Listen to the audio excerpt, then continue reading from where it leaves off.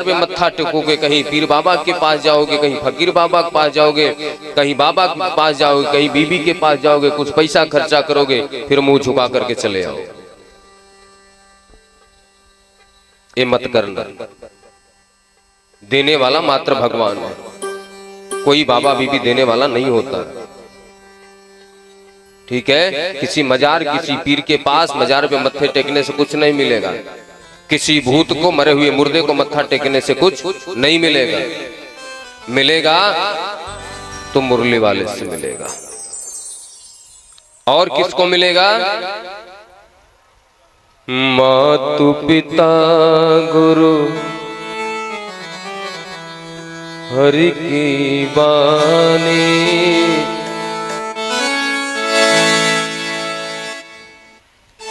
जो माता पिता गुरु हरि,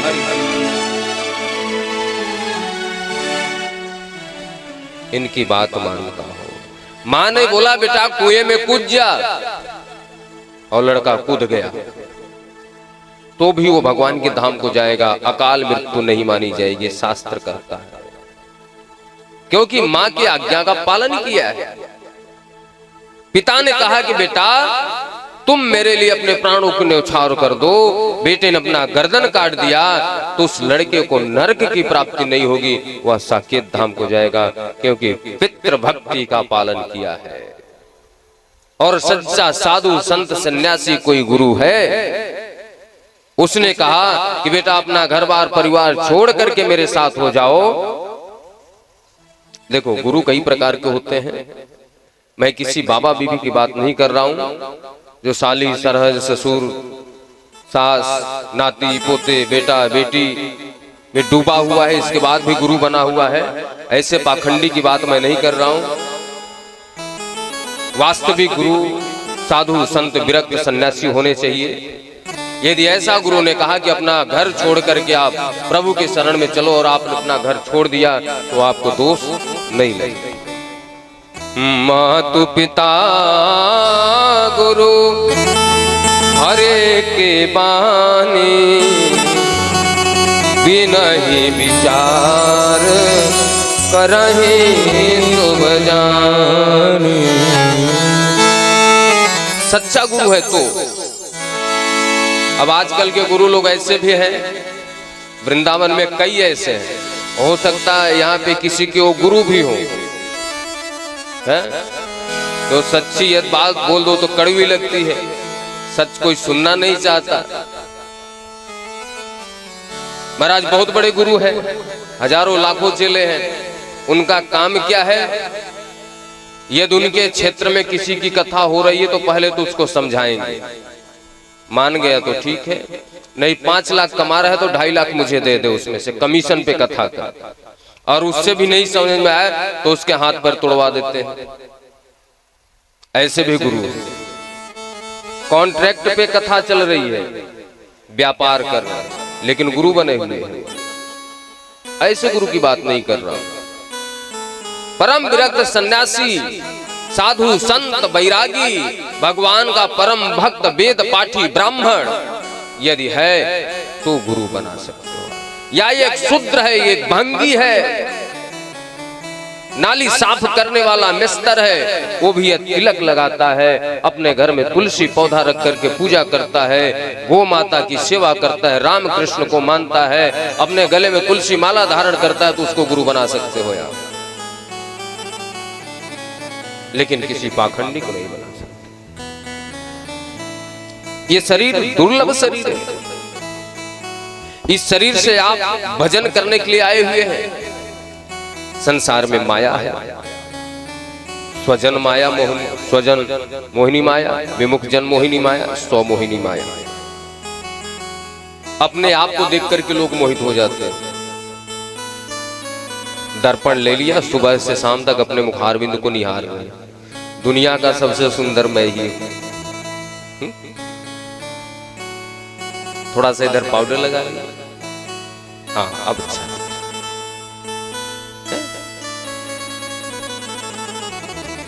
पानी डाल दो धुल जाएगा, फिर से वही चुड़ैल वाली शक्ल। बोलो राधे राधे। चाहे आदमी हो चाहे औरत, स्त्री हो चाहे पुरुष हो, ये शरीर मल मूत्र का घड़ा है। क्या है? कभी सुंदरता पे मान नहीं करना चाहिए, स्त्री चाहे पुरुष हो। शास्त्रों में कहा गया जो परमात्मा की सुंदरता नहीं देखता वह पुरुष राक्षस है, और जो स्त्री परमात्मा की सुंदरता को नहीं देखती वह चुड़ैल है। ये शास्त्रों में कहा गया। पता चले रात दिन हम अपनी ही सुंदरता में व्यस्त हैं, अपनी सुंदरता में व्यस्त हैं, अपने शरीर की सेवा किए जा रहे हैं। अंत समय विषय का चिंतन हो गया, यही शरीर लेकर के आ गया। सुंदर है क्या? आंख कीचड़ निकल रहा है, मुख से थूक निकला उसमें भी बदबू, कफ, वायु, मल, मूत्र, हड्डी, मांस, मज्जा, चमड़ा, कोई चीज सुंदर है इसमें?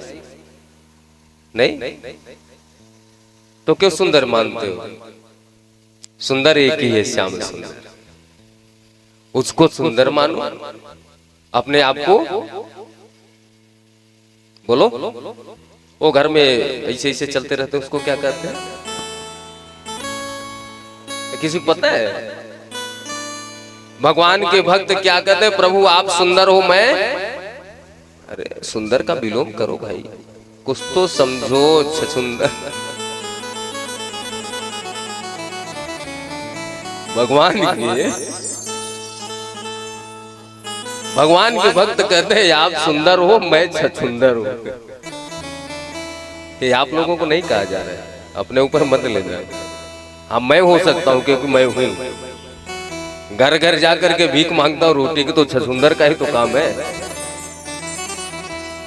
कहने का मतलब है कि उस परमात्मा को सर्वोपरि मानो। मेरी कोई औकात नहीं है, मैं कुछ भी नहीं हूं, यह समझते हुए चलो। अपने शरीर को देख करके मोहित हो जाते हैं। पता चला कोई नात रिश्तेदार में पड़ा हुआ है, किसी स्त्री को देख करके मोहित हो गए, किसी पुरुष को देख करके मोहित हो गए, रात दिन उसी को सपने देख रहे हैं, उसी में डूबे हुए, मरते समय उसी की चिंतन हो गया, अगला जन्म लेकर के आ गए। रास्ते में चले जा रहे हैं, रोड पे चले जा रहे हैं, ना परिचय है, ना कोई रिश्तेदारी है, ना कोई मतलब है, ना जान पहचान है, अनायास ही देख करके उसको मन में पसंद कर ली,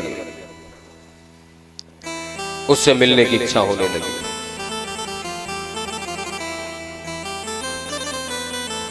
उसमें आसक्त हो गए। नरक में जाने का अपना टिकट कंफर्म कर लिया। 3 प्रकार के वैराग्य होते हैं: मरकट वैराग्य, श्मशान वैराग्य, सच्चा वैराग्य। एक बंदरों का वैराग्य थोड़ी देर के लिए बुढ़ापे में आता है। बेटे बहुओं ने कुछ अपमान किया, मैं कल हरिद्वार चला जाऊंगा, स्टेशन तक गए, नाती पोते की याद आ गई, घर पे आ गया, हो गया वैराग्य। कोई मर गया, श्मशान घाट जा रहे हैं, भैया कैसे? अरे कल बैठ के साथ में चाय पिए थे, देखो चले गए। सबको चले जाना, अब तो बिना रामायण का पाठ के पानी नहीं पीऊंगा। और आज पता चले 3 बजे भोर में पत्नी को आवाज लगाए, देवी जी चाय बन गई, क्या हो गया रामायण का पाठ? अरे वैराग्य होता है यहां से, हृदय से, मन से सोच लो कि मैं इस संसार का नहीं हूं, तब वैराग्य होगा। दूसरे को सुनाने से नहीं कि मैं बैरागी हूं, मैं बैरागी हूं, मैं बैरागी हूं। अपने आप को अपने आप से कहिए कि आप बैरागी हो। सच्चा त्याग कबीर का, जो मन से दिया उतार, जिनका मन मैला भया वो डूब गया मझधार। इसलिए मन से त्याग करो महाराज। इस संसार में रहो, केवल बैठ करके मंदिर में पूजा मत करना। ये मत सोचना 3 घंटे मैं आरती भगवान को किए जा रहा हूं, बहुत बड़ा भक्त हूं मैं। कभी घर से निकलना तो कोई भूखा होगा, रोटी की आस लगाए बैठा होगा, उसको कभी मिठाई खिला देना, कभी रोटी दे देना। ठंडी के मौसम में कोई बुजुर्ग व्यक्ति ठंड के मारे कांप रहा होगा, उसके ऊपर ले जाके एक चद्दर डाल देना। कभी किसी गाय को रोटी खिला देना, कभी किसी वृक्ष में पानी डाल देना। यह सबसे बड़ी पूजा है। मंदिर